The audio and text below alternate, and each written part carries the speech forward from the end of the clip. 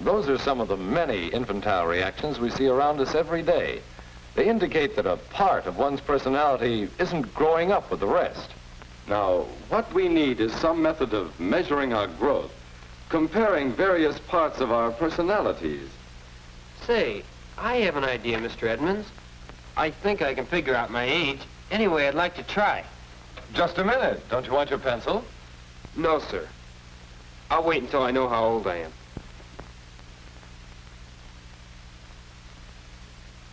Let's see. How old am I? When someone disagrees with me? When someone pokes fun at me? When I want attention? When I am confused? When I don't get what I want? There. I guess those are pretty important times to watch out for infantile reactions. Now to rate my age today, and then see how well I can grow. Oh, hello, Mr. Olson. You again? Carved up another desk already? No, I'm just trying to figure out how old I am. Ask your mother. No, I mean how old I am and the way I behave. Oh, don't rate yourself too high. I won't bother you, will I? No, this is too important.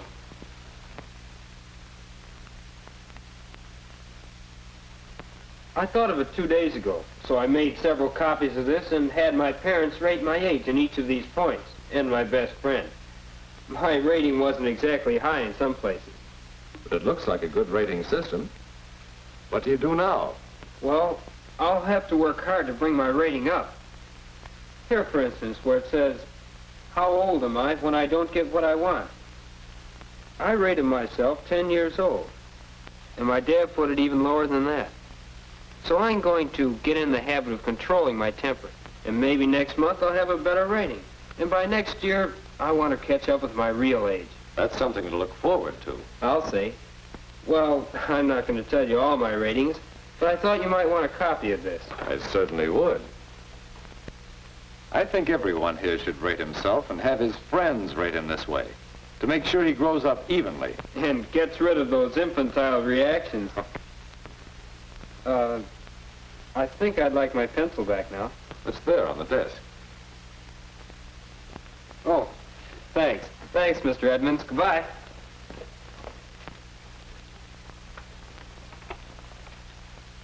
Challenge to give all of us what we need and want, and produce for people at a price each person can pay.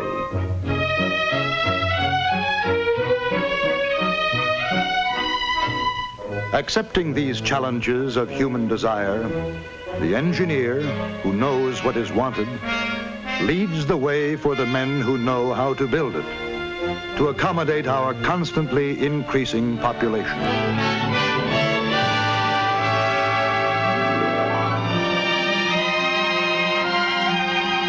The American engineer is a leader who has blueprinted the skylines of modern progress to the highest standard of living in the history of the world. Cities, structured of metals and stones and timbers and glass, of fibers and of plastics, for homes and stores and factories.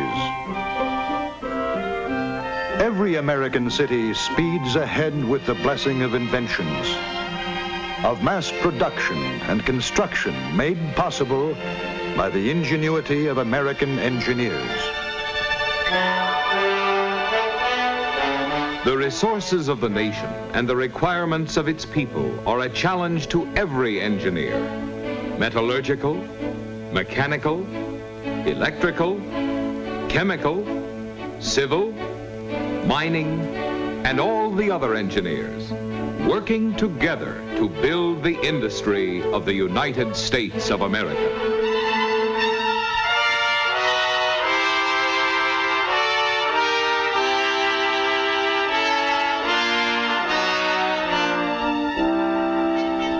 Engineers prospecting for black gold to keep all the machinery of modern life well-oiled and powered for high-speed operation, to color our fibers and flavor our food. With derricks, with high-powered microscopes, torsion, balance, seismograph.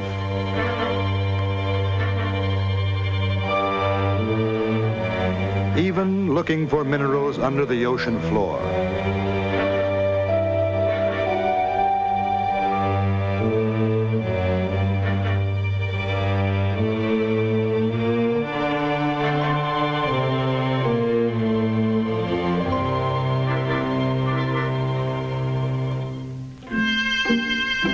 Economic system, the United States produces 42% of the wealth of the world, although we have only 7% of the world's population and 6% of the land area.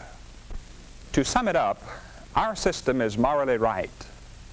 It provides economic freedom and great incentives for development, and its production of goods is unmatched in all human history. This brings us to the central question, the question of distribution. Are these economic benefits under American capitalism being extended to American wage or salary earners? Or would this big segment of the population be better off under socialism or communism? A dramatic answer to this question came from an English socialist who visited America after Great Britain had experienced a socialist system for 5 years. Tell me, who could possibly afford to buy food in a place such as this? Well, this is just an ordinary food market. Most everybody in America shops in stores like this from time to time. You don't have to be a capitalist. It's not a luxury. Look at this, for instance. Competition and big volume keep prices down. I say, begging your pardon, sir, are you a capitalist? What'd you say? What I mean is, what is your work? I'm a railroad engineer. Utterly impossible. Another dramatic answer to the question of America's distribution of wealth was given by a Russian communist who visited America. Who owns all these automobiles? The employees in the plant. That cannot be. The sons of toil, they are chained to their capitalist machines. They are exploited. They have nothing, absolutely nothing under capitalism. The communist was amazed, of course. In communist countries, the workers do not have cars. A few of the lucky ones have bicycles, and the bicycle is a trademark of English and European workers. Comparatively few own cars. In America, as we all know, there are more automobiles than families, and this is only a hint of our productivity. Who'll risk a guess as to the total amount of the national income during this amazing productive era in America? Let's say for the last 25 years. Yes? I would say it would be hundreds of billions. Actually, it's up in the trillions. For the 25-year period just ended, it was $3,780 billion. You get writer's cramp with a figure like that. You may be wondering, who got all this money? To see how this wealth was distributed, let's look at this graph. This represents the total national income. To the employees of America, the wage earners and salaried people, went the biggest amount, 65%.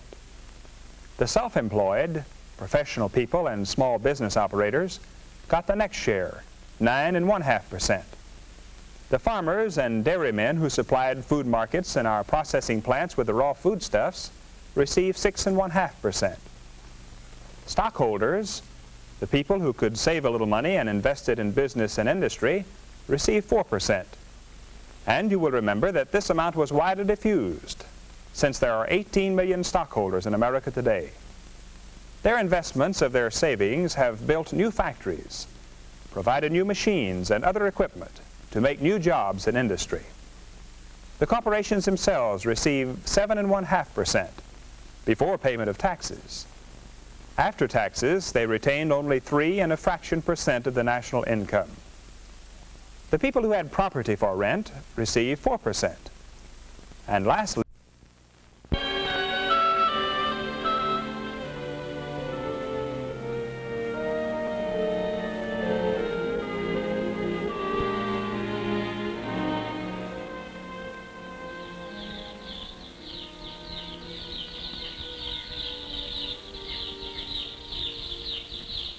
Did you know that poultry is the nation's third largest agricultural crop? A $3 billion business? Yes, chickens are raised in every county of the United States, mostly for egg production. Breeders have achieved great results in boosting the egg output of the average hen. Today's hen averages 154 eggs per year, and some birds produce over 300 annually. But with this emphasis on egg production, poultry meat has been more or less a byproduct of the industry. Relatively few poultrymen took steps to develop better meat-type chickens. During World War II, the industry reaped new gains with the shortage of red meat. Growers were pressed to supply the demand for top-quality chickens suitable for roasting oven or frying pan. Say, that makes me hungry. At the end of the war, poultry leaders were convinced that the industry would have difficulty maintaining its wartime gains. As one solution, the A&P food stores, the nation's largest poultry retailers, offered to sponsor a contest for the development of superior meat-type chickens. The National Committee was full of the program, The Chicken of Tomorrow, a broad-breasted bird with bigger drumsticks, plumper thighs, and layers of white meat like the wax model on the right. The committee made plans for a series of state and regional Chicken of Tomorrow contests, to end with a national contest in June 1948. A&P offered $10,000 in cash prizes, $5,000 for the national champion. State committees were organized by H.L. Schrader of the U.S. Department of Agriculture, and farmers and breeders all over the United States were invited to participate in state contests. 2 scorecards, each with a value of 100 points, were adopted by the committee. One scorecard was designed for dressed chickens, in which major emphasis was placed on conformation, including factors affecting edible meat yield. The other scorecard was for live chickens, with special emphasis on the economy of production. Hundreds of poultry raisers competed in 31 state contests held in 1946. And still more took part in the 1947 contests held in 39 states. Following the state contests in 1947, 5 regional Chicken of Tomorrow contests were conducted. 25 regional winners and others who ranked high in state contests qualified for the national contest. After considering offers from several state Chicken of Tomorrow committees, the National Committee selected the Delaware Agricultural Experiment Station in Georgetown, Delaware, for the raising site. Late in February 1948, 40 finalists and 4 alternates each sent 720 hatching eggs to Bradley's Hatchery in Easton, Maryland, 40 miles from Georgetown. Unlike state and regional contests, all entries in the finals were hatched and raised under identical conditions and common supervision. The fragile cargo was shipped from 25 different states by practically every known means of transportation. Some West Coast breeders shipped by air, others by rail, and still others brought their eggs to Easton by private car. The Railway Express Agency made special arrangements to handle the contest eggs, and company agents gave each contestant specific routing instructions. Of the 31,680 eggs, only 61 were cracked in transit. On February 28, the eggs were trayed and readied for 21 days of incubation. They were given the regular commercial hatchery treatment, including fumigation and strict sanitation. The trays were labeled with a number replacing the breeder's name. In this way, the hatchery operators, those who later brooded and reared the chicks, the dressers, and even the judges, identified the various entries without knowing the names of the flock owners.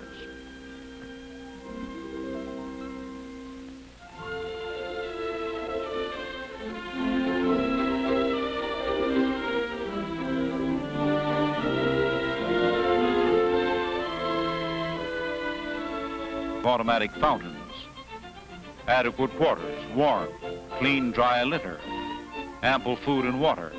That's what the chicks thrive on.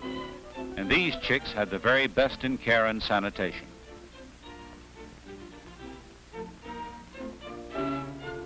On warm days, the chicks need plenty of ventilation.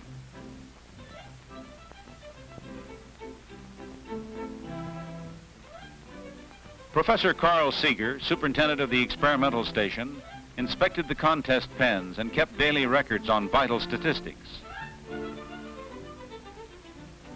At 6 weeks, the flocks showed rapid growth. Cockerels sprouted combs and feathering was well advanced. The feed was a special mash formula prepared by the American Feed Manufacturers Association. It conformed to usual commercial standards containing a minimum of 20% protein, 3.5% fat, and a maximum of 7% fiber. No whole grain or pellets were used. Feed was kept before the birds at all times. It was weighed and records kept on each flock's consumption. This ranged from a high of 4,479 pounds in one pen to a low of 3,775 pounds. There was no lapse in the attention given to the birds, and at the close of the growing period of 12 weeks and 2 days, the chicks were ready for shipment to the processing plant. Mortality for the entire period was under 7%. Remarkable considering the epidemic of poultry diseases that swept through the 40 flocks. Newcastle coccidiosis, an infectious bronchitis, took the greatest toll. Professor Seeger estimated that Newcastle alone set the birds back 2 weeks. Shenandoah Commercial Hatchery, whose New Hampshires had the best hatchability record, also had the least mortality, losing only 1.5% of the flock.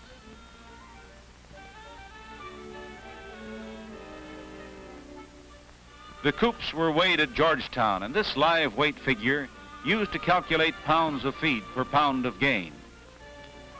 2 flocks averaged 3.17 pounds of feed per pound of gain. California Cornish New Hampshires, entered by the Van Tress Hatchery of Marysville, California, were tops in live weight, averaging 3.57 pounds, and some weighed close to 5 pounds. On arrival at the Bird's Eye Snyder plant in Pocomoke City, Maryland, the chickens were placed in feed batteries to be watered and fed for 3 days before dressing.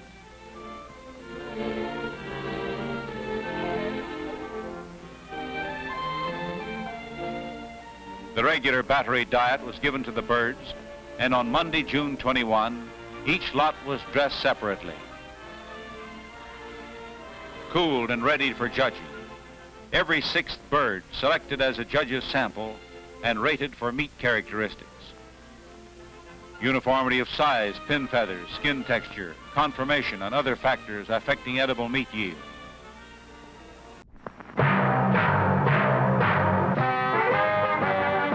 Task Force 57 Chevrolet trucks are here.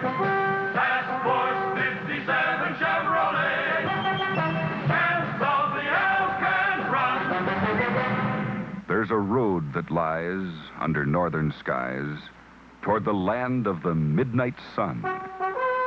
It crosses the crest of the great Northwest, and it's known as the Alcan Run. And from Dawson's Creek with a task force fleet of the 57 line, we'd blaze the way for Chevrolet to conquer the Alcan grind. Our engines were sealed, our tanks were sealed, for once we were underway, every mile of that ride would be certified by the seal of the AAA. Hameo Carrier 57, 1-ton panel 57, dump body tandem axle, van panel body low cab forward, 5-speed transmission tractor trailer Powermatic, the trucks of the Task Force Fleet. A great new champ in every weight, the Mighty Six, a great new weight. No other truck so up to date as Chevrolet, the champion of them all. Fighting dust, fighting time on that long northern climb. Alone against all nature's might, these trucks made by Chevy, light, medium, heavy, roared into the wilderness night. The lightning flashed, the hailstorm crashed, the rain turned the road to paste. We drove our band through that washed-out land up into the Yukon waste. The night is gone and here's the dawn. The motor's humming clear and strong. The great new champs are pushing on for Chevrolet, the champion of them all. So we made our push through the Arctic bush on that ribbon of mountainous road, and we held our stride on that rugged ride in spite of the heavy load. Our Matic transmission locked in position, no shifting from drive to low, proving by test that Chevy is best wherever a truck can go. We've got the power beneath the hood to set the pace no other could. We're out to tame the great Northwood for Chevrolet, the champion of them all. There were rivers to span with our...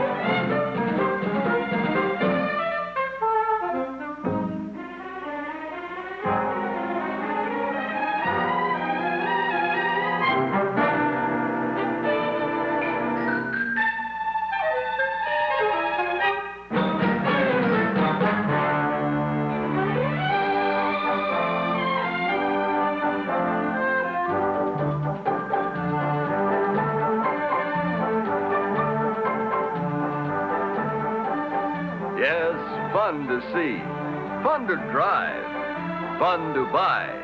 The new Chevrolet.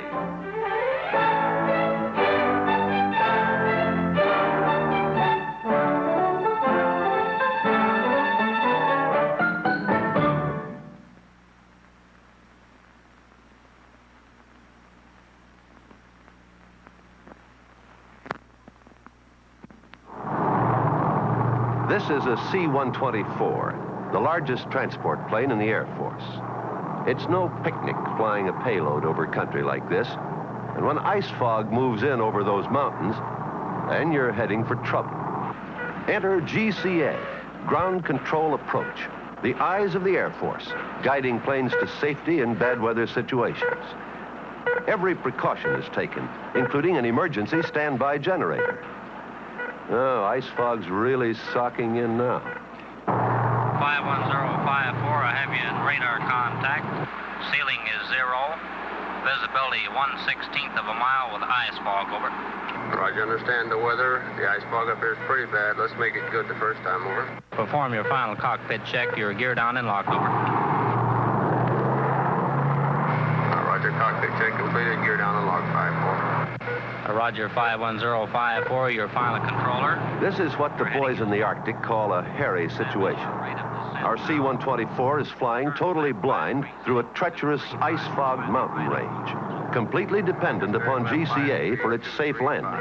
Roger, your heading is 235. You're correcting over to the on-course nicely. Your heading is 235.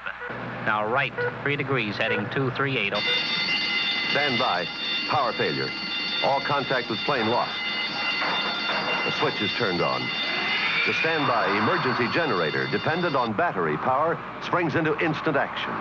The life-saving signal is resumed.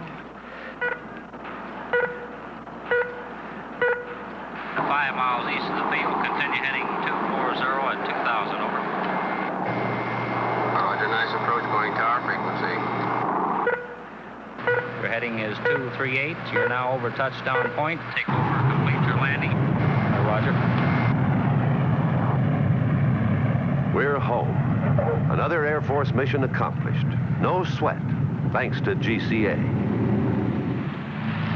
Once the C-124 is safely down, the ground crew rolls out to greet her. Tractors, tow trucks, forklifts, and tankers, all dependent on battery power, gather around the giant bird to unload and service her. Fresh power, dependable power is needed here. Absolutely fresh power, like the Delco dry charge battery. None of its vital power can waste away because this battery comes bone dry. Only when fluid is added does a Delco dry charge battery come to life. Ready for fast starts, dependable performance anywhere, under all conditions. When it's time to replace, make sure you get all the power you paid for. Power that can't get old before it's sold. Delco Dry Charge Battery, made by the Delco Remy division of General Motors. Delco, available through the United Motors system and its independent dealers and distributors.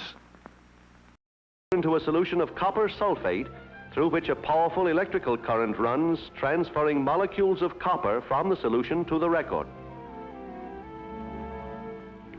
As a result of this process, called electrolysis, the disc comes out plated with copper, immortal music written in metal.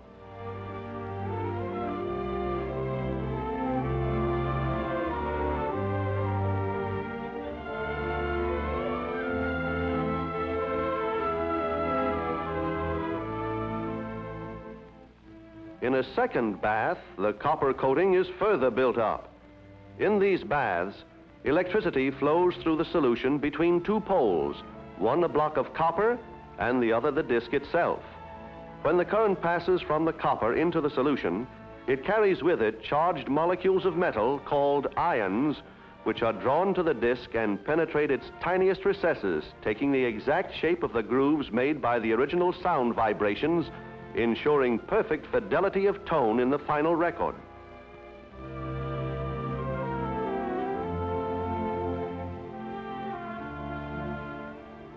From this furiously bubbling cauldron comes the master record.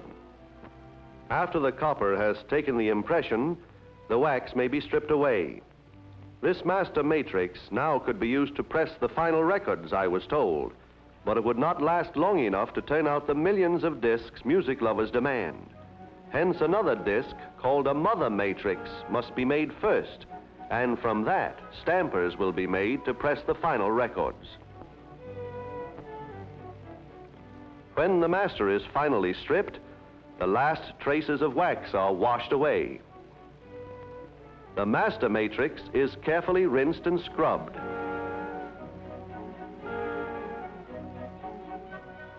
Then it's given another electrolytic bath, this time of nickel, which I learned gives it a still harder outer coating.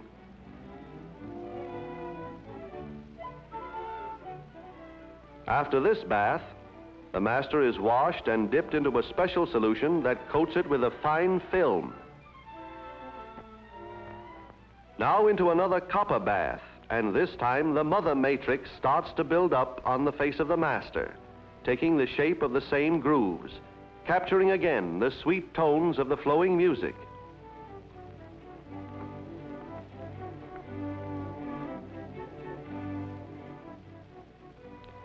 The double disc is now separated into mother and master, and the master matrix goes down to the treasure house of music to be preserved for all time, to take its place beside the works of the world's greatest artists. The mother matrix is thoroughly washed and cleaned and goes into a nickel bath to give it a more durable surface.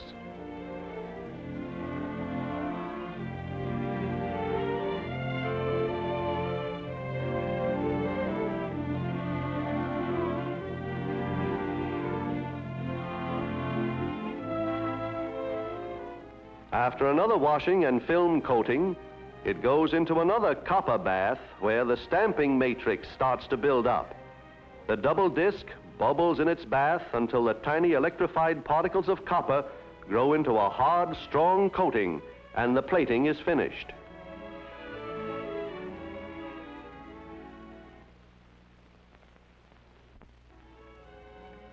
Now the mother matrix and stamper, locked face to face, are separated. From the mother, additional stampers will be made so that many finished records may be pressed at one time.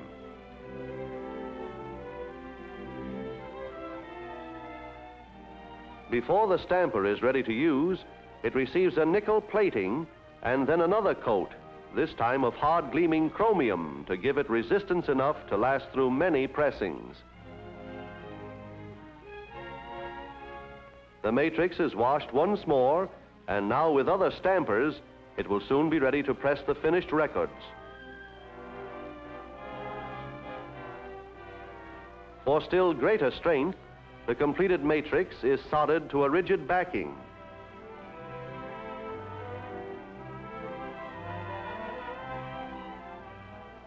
For perfect contact with the hot backing, the stamper is heated with flame, protected with a chemically neutral blanket, and pressed evenly into the hot solder.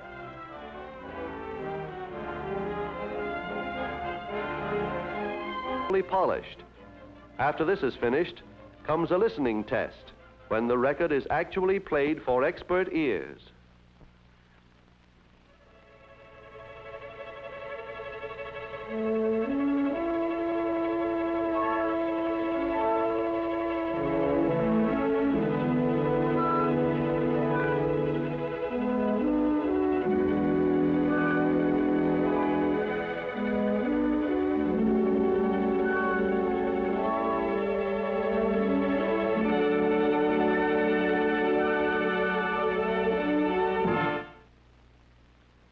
Now examined and found flawless, the records are polished and slipped into envelopes ready for packing and shipment. They are counted, boxed, and carried by conveyor belt to the shipping room.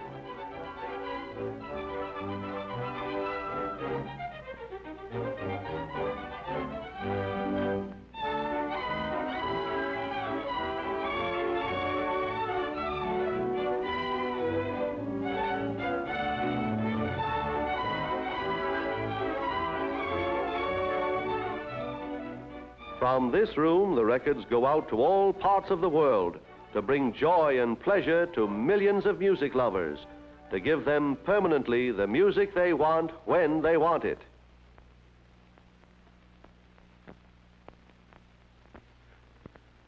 Now the genius of artist and engineer, the work of many hands, have brought the record to its destination. From its tiny grooves, the recorded vibrations of sound will be picked up by the jewel point, amplified electrically, and the beautiful blue Danube fulfills its mission in an ideal combination for the home.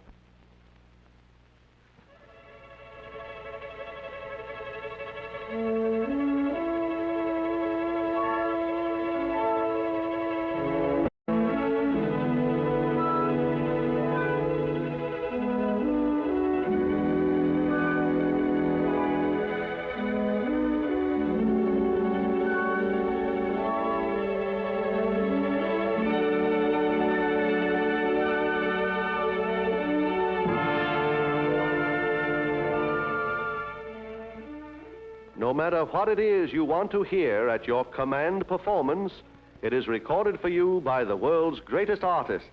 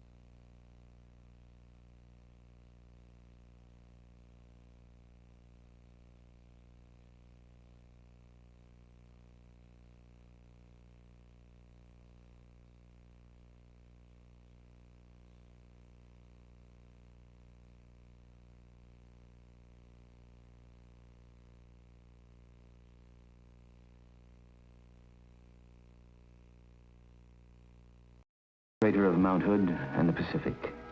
It's tall timber country. And this is the city, largest dry cargo port on the Pacific coast. And its people are friendly and rugged in the tradition of the Oregon Trail. Population, about 415,000, more or less about the size of Hiroshima. And this is what happened, or could happen, on a certain day called X. The sun came up at 6:31. Joe Foteff was there to observe and chronicle the event. The paper, Joe noted, was a little heavier than usual, but naturally he didn't stop to read the headline. And Mrs. Frank Stufel, Portland housewife, mother of 5, was concerned at 8:02. John, it's time to get up. You'll be late for school. Children late and coffee boiling. And with these problems duly appraised, she turned to the woman's page of the Oregonian, thus managing to avoid the front page, which, after all, contained nothing but scare headlines. The time is 8:27. Wake up, Portland. It's a wonderful day today. Stay tuned to KOIN for the best in music and news. And now, we continue our wake-up show with more transcribed tunes. At 8:36, the population of Portland increased by 1. Timothy James made his first comment at a local hospital and settled down to life in the 20th century. Like all communities, religion is important. The people, like its church architecture, are forward-thinking. At 9, a special service is being held. And at the busy port, at 9:18, Ray Matthews, a longshoreman, loaded scrap iron bound for Japan.